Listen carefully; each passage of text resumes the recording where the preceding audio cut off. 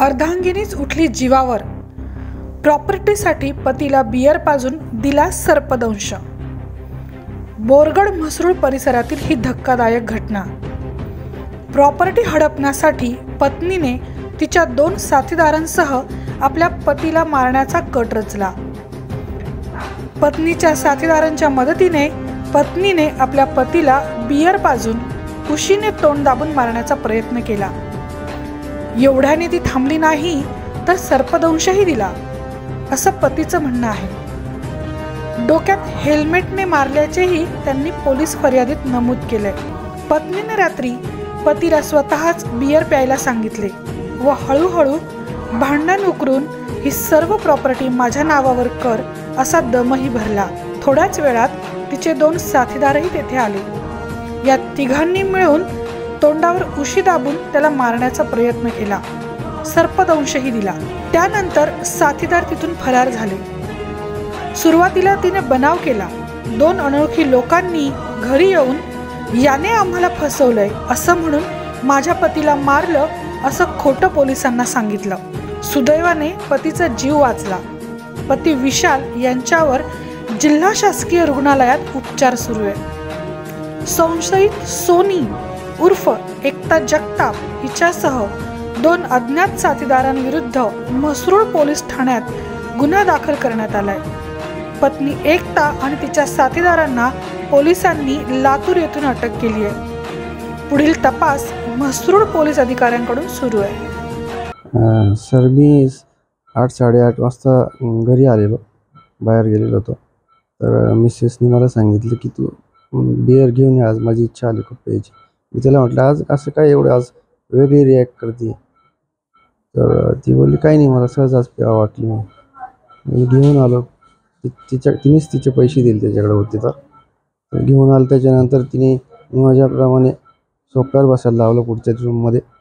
तिथं 2 ग्लासमध्ये भरली आणि तिने काय फक्त 2च सिप मारलेले, तसेच ठेवून दिले. मला अख्खी बाजू दिली.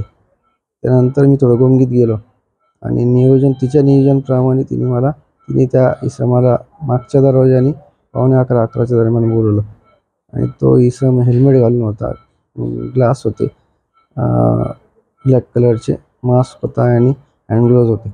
आल्यानंतर त्यांनी गळा दाबायला डायरेक्ट सुरुवात केली. मला मग कळालं सुद्धा नाही कोण आहे काय. ते या दोघांनी पुढची रूम बंद करून घेतली आणि त्या वेळेत माझ्या मुलीला झोपून दिलं 10-10:15 वाजता.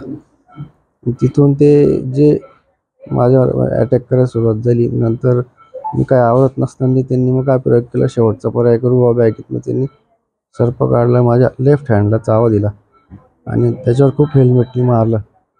त्या काळात मी थोडासा धक्का देऊन मला म्हणे की तू असंही मारणारच आहे म्हणे 2 तासात. आता धक्का देऊन बाहेर पळालो मागच्या दाराने मी स्वतः आणि कसाबसा मित्राला फोन, बाहेर जाऊन उडी मारून वॉल कंपाऊंडच्या मित्राला फोन केलेला की काही करून माझ्या वडिलांना बोलो, मला साप चावला आहे. तसंच मग भाऊ आले, वडील आले, ते घेऊन इथं सिव्हिलला आले. काय कारण आहे सगळं करण्यामागं, काय कारण? शक्यतो 99% पैशासाठीच. कारण काय म्हणायची की माझ्या नावावर कर प्रॉपर्टी, तुला काय करायचं ते कर. तो इसम कोण तुमच्या ओळखीचा? मी नाही कधी बघितलेला त्याला. तिच्यासोबत आला नाही, ओळखीचा नव्हता. कधी पाहण्यात आला का? नाही. किती वर्ष आलं? 12 वर्ष. मुलं वगैरे? एक मुलगी आहे 7 वर्षाची. म्हसरूळ पोलीस स्टेशनमध्ये एक भादवी 307 प्रमाणे गुन्हा दाखल करण्यात आलेला आहे. यामध्ये असं लक्षात आलं आहे की पत्नीने तिच्या एका ओळखीच्या व्यक्तीच्या साहाय्याने तिच्या पतीला मारण्याचा प्रयत्न केलेला आहे. सर्वप्रथम ह्या पत्नीने बनाव केला की रात्री साधारणतः 12:30-1च्या सुमारास तिने 112ला कॉल केला आणि पोलिसांना असं कळवलं की तिच्या घरामध्ये 2 अनोळखी इसम आलेले आहेत आणि तिच्या पतीला मारहाण करत आहेत. घटनास्थळी गेल्यावर लक्षात आलं की तिच्या पतीला मारहाण करण्यात आली होती. त्यावेळेस तिनं सांगितलं की 2 अनोळखी इसम आले आणि याने आम्हाला फसवलं असं सांगून तिच्या नवऱ्याला मारहाण केली. त्यानंतर हॉस्पिटलमध्ये ॲडमिट करण्यात आलं. परंतु पुढे त्या व्यक्तीने तिच्या नवऱ्याने हॉस्पिटलमध्ये जबाब दिला की त्याची पत्नी त्याचबरोबर तिचा आणखी एक ओळखीचा व्यक्ती, या दोघांनी रात्री या व्यक्तीवरती हल्ला केला, हेल्मेटने त्याला मारहाण केली. तसेच जो व्यक्ती सोबत त्याच्या पत्नीचा जो आला होता त्याने सोबत हातात ग्लोव्ज घातलेले होते आणि पिशवीतून एक साप काढून याच्या अंगावरती सोडला आणि याला सर्पदंश केला आणि त्याला जीव मारण्याचा प्रयत्न केला. वैद्यकीय अधिकाऱ्यांकडून हे खात्री करण्यात आलेली आहे. त्याला सर्पदंशाविषयी उपचार देखील देण्यात आलेले आहेत.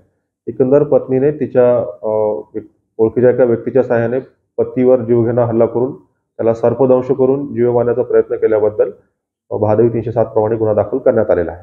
नेमकी कारण काय आहे? त्या पती आणि पत्नीमध्ये त्यांचं अंतर्गत पटत नव्हतं. त्यांचं काही महिन्यापासून त्याच्यामध्ये आपसात वाद होते आणि या वादातूनच त्या पत्नीने पतीवरती जीवघेणा हल्ला केलेला आहे. नेमकी वाद प्रॉपर्टीवरून प्रथमदर्शनी असं कळते की त्यांच्या प्रॉपर्टीवर असे आपसामध्ये वाद होते आणि त्याचे कारण असू शकते. यामध्ये पत्नी त्याचबरोबर तिचा जो सोबतचा जो ओळखीचा व्यक्ती दोघांना देखील ताब्यात घेण्यात आलेला आहे आणि अटकेची कारवाई सुरू आहे. कुठून ताब्यात घेतलं? त्यांना लातूर येथून ताब्यात घेण्यात आलेला आहे. ब्युरो रिपोर्ट, सप्रेम मराठी.